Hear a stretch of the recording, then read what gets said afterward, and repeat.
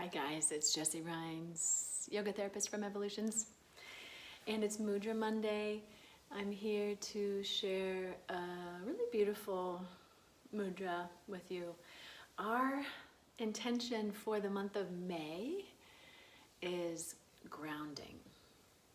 And 6 months ago when we choose themes for the month, we don't know, of course, what will be happening. We didn't know that March would be transformation. We didn't know that April would require gratitude, would really call for and be nourished by gratitude at a time where gratitude could seem far away. And here we are, and we'll be studying grounding all month. And so I'll be working with different meditations that increase the downward current of energy, apana vayu. And this Sakshi Mudra does that, but interestingly, it also clears the upward channel of energy, prana vayu. And it's a really special mudra in that way. That's unusual, to be sure. So the idea is that we root down and we rise up, that we have balance, that we ground, but we ground for what? We ground so that we can reach into the world, is the purpose of this particular mudra. There are times to ground to go within, and in fact this has a lot to do with going within. I'll say more about that in a moment.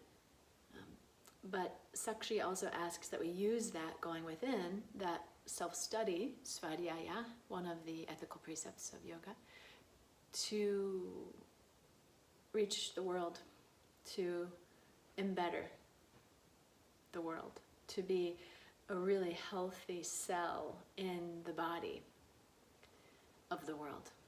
So it's a very easy mudra to work with. We'll just bring our hands to namaste, and then we curl the thumbs in.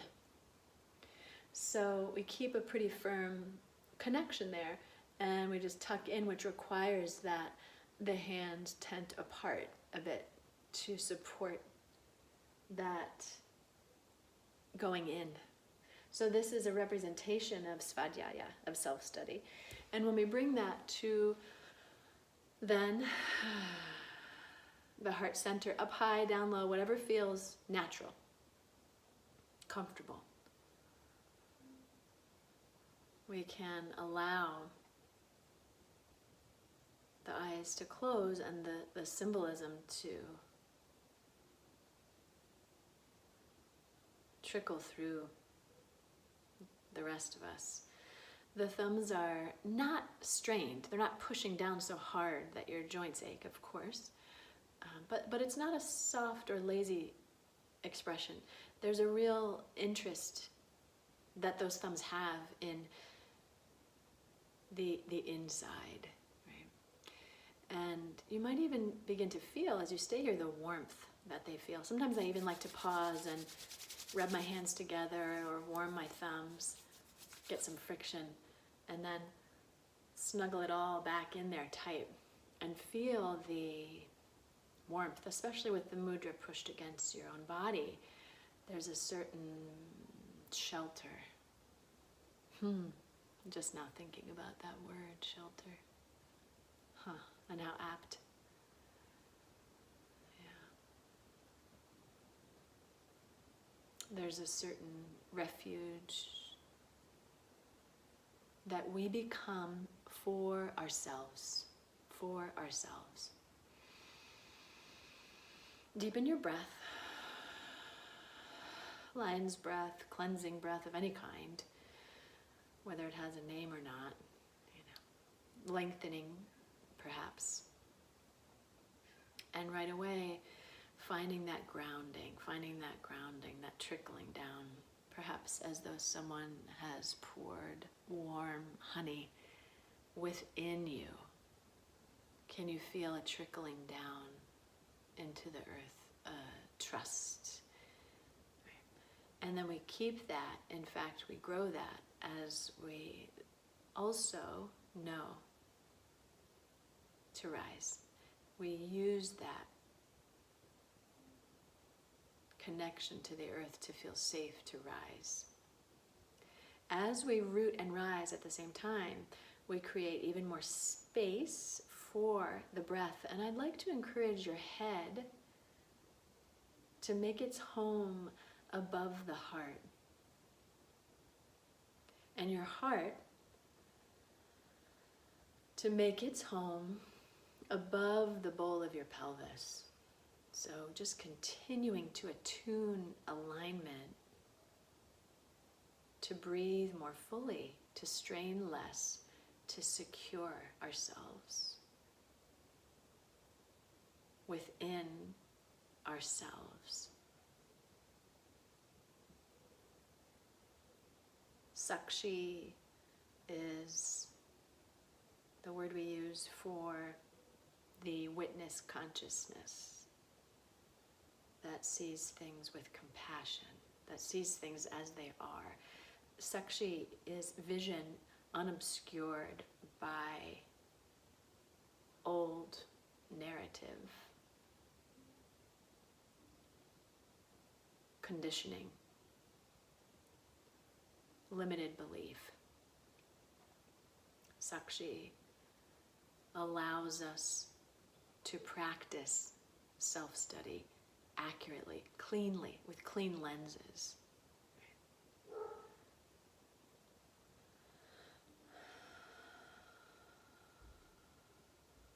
So as you deepen the breath even more, I'd like for you to work with a visualization here. I'd like for you to feel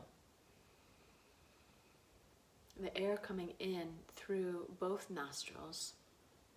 If the nostrils are clogged, it's spring, there's allergies, I know. Breathe through the mouth, no problem. Traditionally, with this particular mudra, we focus on both nostrils as clear.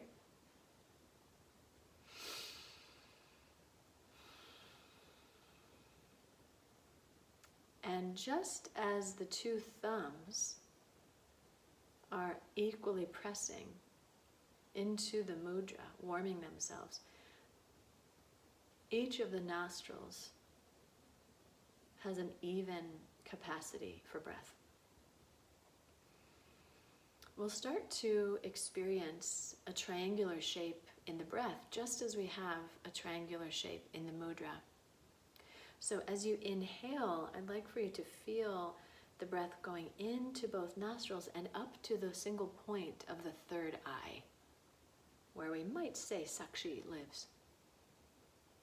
A space somewhere between your eyebrows or way back in the mind, in the pineal gland, some would say. And as you breathe out, each time you can imagine a color or a light or a conception of air of some kind descending from the third eye down through the nostrils, just the way an energy might descend from your fingertips to your thumbs. So we'll breathe like this. Don't overthink it. Feeling that you're filling the space from the two thumbs up, up, up to the fingertips as you inhale to the third eye. And then both triangles release. Allow a descending of energy and breath on the exhales. We'll stay with that visual. Or frankly, anything else that comes to you that's more useful. Honor that always.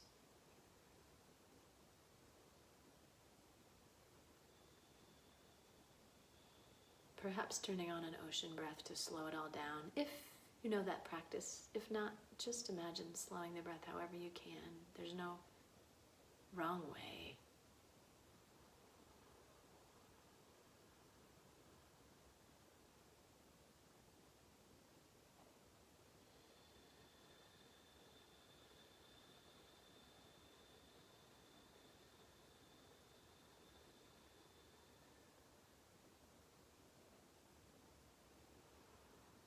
Filling slowly and very completely, belly breath. to the third eye, and cascading down into the root system with the exhales.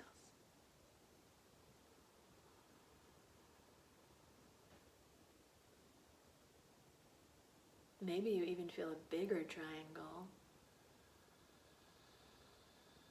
from the third eye or the crown of the head down to the two knees, or the lower body against the ground, however it is. So it's as though we're stitching our third eye or our crown or our higher self or God or divinity to our root system, to our stability.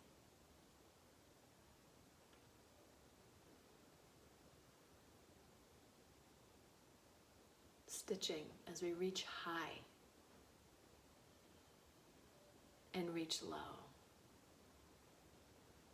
Bringing these parts of us together.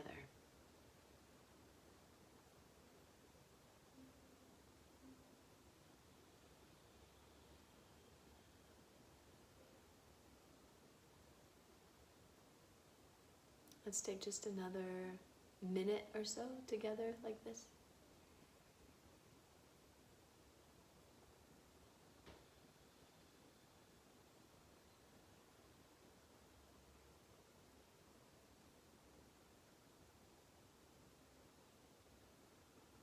Clearing out the pranavayu, the upward channel on our breath in, clearing it out. Clearing out apanavayu, our downward channel, on the exhale. The breath is the most direct practice that we have on the energy body. The breath affects the energy body. Really, they are one.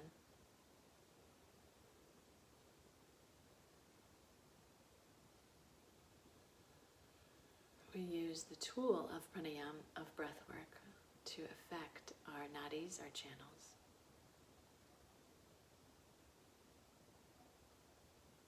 And our stronger vayus, the channels, the stronger currents made up of many nadis.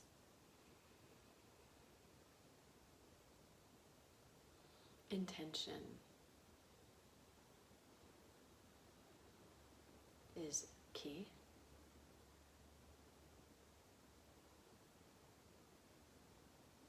And we'll just take our last, let's say 3 breaths.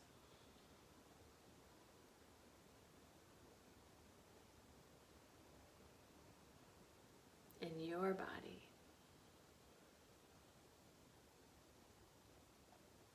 So that after your third exhale, whenever that comes, the eyes can stay closed and the mudra can come down and the hands can part. If you're needing more grounding, I would encourage your palms to face down. And if you'd like to connect upward to divinity, to either let something go or receive or both, I recommend the palms facing up on the knees or the thighs.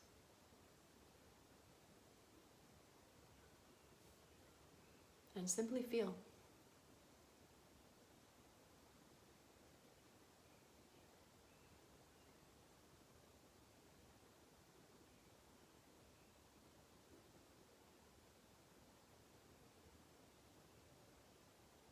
Root and rise. Feel the root, feel the rise. Feel the energy body, a tingling, a swirling everywhere or somewhere. Quite often the hands themselves, after working with mudra, can feel a very subtle prana, life force.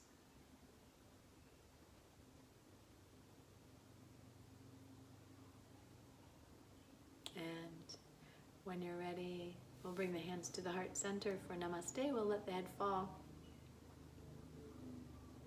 I'd like to encourage you to ponder how you'd like to use this groundedness and inspiration, this balance, this self-study, this safe haven, this shelter, this clear witness consciousness that we've grown together now,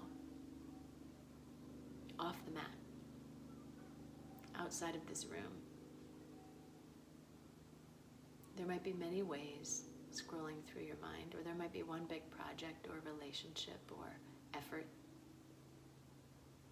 But do what you can to build a bridge from this practice to the living world, the living meditation, where the work really begins. And when we forget, may we return kindly as many times as necessary. And may we return to these rituals to help us ground these practices. We'll let the head rise back up onto the pedestal of the spine. And I will simply pray that this practice be meaningful. May this practice bear fruit. And may the fruits of our practice benefit all beings everywhere. The light in me honors always the light in each one of you. Namaste.